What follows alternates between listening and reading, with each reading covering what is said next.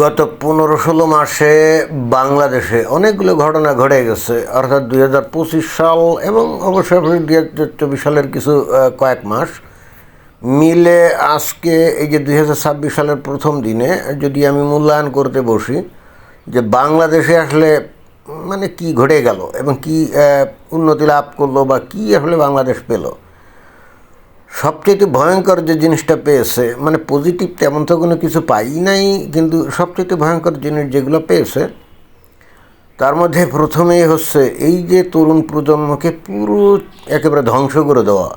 অর্থাৎ তরুণ যে প্রজন্ম বর্তমানে বাংলাদেশে আছে, যারা নাকি ছাত্রছাত্রী, তাদের জীবনকে একেবারে পুরো ধ্বংস করে দিয়েছে। তারা এখন আর লেখাপড়া টড়া করে না, তারা এখন তারা টাকার খোঁজ পেয়ে গেছে, টাকার নেশায় তাদেরকে পেয়ে গেছে। এমনিতেও বাংলাদেশের মানুষ লেখাপড়া একটু কম করে, তারা স্কুল কলেজ বিশ্ববিদ্যালয় যেখানেই পড়ুক না কেন যত সম্ভব পড়াশুনো না করি পাস টাস করার ধান্দা করে, কিন্তু একেবারে প্রাতিষ্ঠানিকভাবে নীতিগতভাবে লেখাপড়া যে না করেই যে ধনী টাকা পয়সার মালিক হওয়া যায়, প্রতিষ্ঠিত হওয়া যায়, এই ধরনের একটা নীতিগত একটা ব্যাপার বাংলাদেশে অলরেডি প্রতিষ্ঠিত হয়ে গেছে, এটা আমার কাছে মনে হয়। অর্থাৎ এখনকার প্রজন্ম লেখাপড়া কেউই করে না, কেউ করতেও চায় না এবং মনেও করে না যে লেখাপড়া করা তাদের একটা দায়িত্ব। এবং ওই যে বলা হয় না যে শিক্ষা জাতির মেরুদণ্ড, এখন মনে হচ্ছে যে বাংলাদেশে প্রতিষ্ঠিত হয়ে গেছে অশিক্ষা হলো জাতির মেরুদণ্ড। এটা হলো মানে বাংলাদেশের ক্ষেত্রে সবচেয়ে ভয়ঙ্কর পরিস্থিতি। এবং এই প্রজন্মরাই তো আস্তে আস্তে মানে বয়স বৃদ্ধি ঘটে এরা কী করবে, সামনের দিকে এগোবে, অর্থাৎ বাংলাদেশের মূল যে নাগরিক সেই স্রোতধারায় আসবে এবং এরাই কিন্তু বিভিন্নভাবে একসময় নেতা, রাজনীতিবিদ হবে এবং সরকারি চাকরি বাকরিতেও যাবে। তো লেখাপড়াবিহীন, একেবারে কমপ্লিটলি শিক্ষাগত যোগ্যতাবিহীন, উপরে একেবারে দেখতে খুব ফিটফাট কিন্তু ভিতরে সদরঘাট টাইপের এই যে প্রজন্মের লোকজন, এরাই কিন্তু একদিন বাংলাদেশ চালানোর জন্য হাল ধরবে, তাই না? এবং তখন বাংলাদেশের কি পরিস্থিতি হবে সেটা কিন্তু আমরা খুবই কল্পনা করতে পারি, তাই না? এ গেল 1 নম্বর। এবং 2 নম্বর যেটা হয়েছে সেটা আমরা এই তরুণ প্রজন্মের একজনের মুখ থেকে একেবারে সরাসরি শুনি। দেখেন যে তাদের মুখ কী ধরনের অশ্লীল হয়েছে, মানে সভ্যতা, ভদ্রতা, সৌজন্যতা এইগুলা কমপ্লিটলি বাংলাদেশ থেকে উবে গেছে এবং এখন বাংলাদেশে প্রতিষ্ঠিত হয়ে গেছে যে যত বেশি অশ্লীলতা করতে পারে সেই বাংলাদেশে তত বড় নেতা। তো বিষয়টা আমরা একটা ছোট একটা ভিডিও ক্লিপ থেকে আমরা দেখতে পারি। কোনো কথা হবে না, এই যে চুনা হলে প্রশাসনের সাউয়া মাওয়া ছিঁড়ে ফেলো, প্রশাসনের সাউয়া মাওয়া সব ছিঁড়ে ফেলতে হবে। এই যে বাংলাদেশের তরুণ প্রজন্মের একজন প্রতিনিধিত্বকারী একটা ছেলে, কত বয়স, 22, 23, 24, 25-এর নিচে হবে, তাই না? তার মুখের ভাষা দেখছেন, একেবারে প্রকাশ্যে সে কিন্তু একেবারে টেলিভিশনের সামনে অথবা কোনো সাক্ষাৎকার হচ্ছে বা নিজেই হয়তো ভিডিও করছে, একেবারে প্রকাশ্যে কী ধরনের মানে অশ্লীল ভাষা ব্যবহার করছে, তাই না? এখন খালি যে এইটা করছে তাই না, দেখেন এর পিছনে যে লোকগুলো দাঁড়িয়ে আছে তারা কিন্তু আবার শুনে শুনে হাসছে। এবং এই গত 15-16 মাস ধরে আমরা কিন্তু বাংলাদেশে এই তরুণ প্রজন্মের মুখ থেকে সমস্ত রকম ওই মিটিং, তারপরে মিছিল, এই সব জায়গাতে আমরা কিন্তু এই ধরনের অশ্লীল ভাষা আমরা দেখেছি।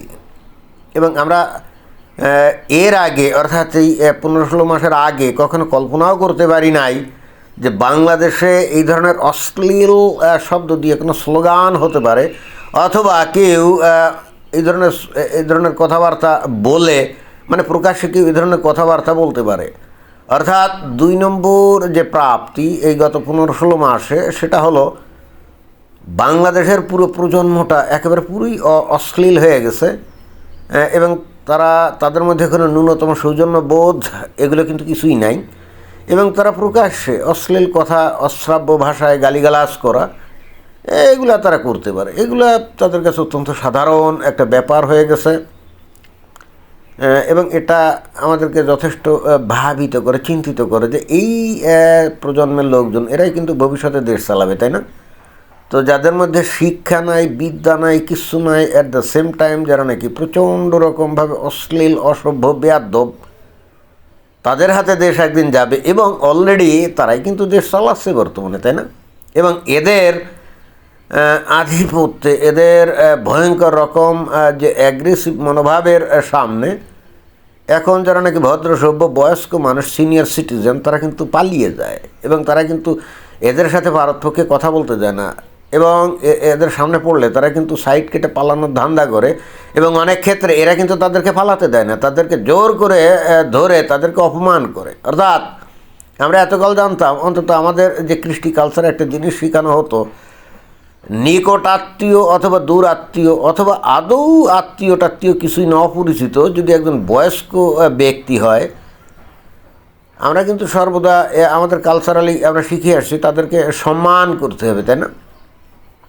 কিন্তু এই বর্তমান প্রজন্মের এরা কোনো বয়স্ক লোককে তো প্রশ্নই ওঠে না, এমনকি নিজের মা বাবাকেও সঠিকভাবে সম্মান করে আমার তো মনে হয় না। তাহলে কি ভয়ঙ্কর সামাজিক অবক্ষয় চিন্তা করা যায়। এটা কিন্তু যে কোনো কঠিন ড্রাগ অ্যাডিকশানের থেকেও ভয়ঙ্কর। কারণ যে জাতির লোকজন তার সমাজের লোকজনকে সম্মান করে না এবং সেই হেতু সে নিজেকেও সম্মান করে না। কারণ এটা তো অবশ্যই ধরতে হবে যে সে যেহেতু কাউকেই সম্মান করে না, তাহলে সেও তো সম্মান পায় না। একেবারে আত্মসম্মানহীন একটা বেয়াদব একটা সমাজ প্রতিষ্ঠিত অলরেডি হয়ে গেছে। এবং সেটা হয়ে গেছে কার আমলে? সারা দুনিয়াতে যাকে প্রচণ্ড সম্মান করে, তাই না, সে বিশ্ববরেণ্য ডক্টর মোহাম্মদ ইউনূসের আমলে। এখন ওনার নজরে কি এগুলো পড়ে নাকি পড়ে না কে জানে। কিন্তু মনে হয় যে আওয়ামী লীগের প্রতি প্রচণ্ড প্রতিশোধ পরায়ণতার কারণে এগুলো দেখেও উনি না দেখার ভান করে যাচ্ছেন নাকি। আমি তৃতীয় এবং সর্বশেষ আর একটা বিষয় উল্লেখ করতে এগুলো অনেক পয়েন্ট উল্লেখ করা যায়, বাট আমি অত দূর করব না। আমি জাস্ট তৃতীয় আর একটা পয়েন্ট উল্লেখ করতে চাই। সেটা হলো, একটা জাতির সবচেয়ে গৌরবের বিষয় হলো তার স্বাধীনতা যুদ্ধের ইতিহাস, স্বাধীনতার বীর নায়করা। একটা জাতি বেঁচে থাকে এটাই। এবং যে কোনো ব্যক্তির ক্ষেত্রেও তার কিন্তু কিছু দেখবেন যে স্মরণীয় কিছু মুহূর্ত থাকে। সে যখন একটা ভালো কাজ করছে বা কৃতিত্বপূর্ণ কাজ করছে, এটা নিয়েই কিন্তু সে বাকি জীবনটা পার করে দেয় এবং এটা নিয়ে সে গল্প টল্প করে যে দেখো আমি অমুক সময় এই কাজটা করছিলাম। এটাই তো এটা শুধুমাত্র ব্যক্তির ক্ষেত্রে প্রযোজ্য না, এটা কিন্তু যে কোনো জাতির ক্ষেত্রেও প্রযোজ্য। একটা জাতি যদি কখনো তারা উপনিবেশ থেকে অর্থাৎ পরাধীনতা থেকে যুদ্ধ করে, সেটা হলো একটা মুক্তিযুদ্ধ। এবং এটা কিন্তু বীরত্বের ইতিহাস। পৃথিবীর প্রত্যেকটা দেশ কিন্তু তাদের মুক্তিযুদ্ধকে নিয়ে গর্ব করে, অহংকার করে। আমেরিকা যেমন তাদের বীর মুক্তিযোদ্ধা জর্জ ওয়াশিংটনকে নিয়ে গর্ব করে, তাই না? করে তো নাকি করে না? এমনকি পাকিস্তান তারাও কিন্তু কায়েদে আজমকে নিয়ে গর্ব অহংকার করে। ভারত মহাত্মা গান্ধী, তারপরে নেহেরু, এদেরকে নিয়ে গর্ব অহংকার করে, তাই না? যেমন উত্তর কোরিয়া হোসিমিনকে নিয়ে গর্ব অহংকার করে। এরকম প্রত্যেকটা জাতির মধ্যে এরকম আছে, অত তো আর আমি নাম বলতে পারবো না।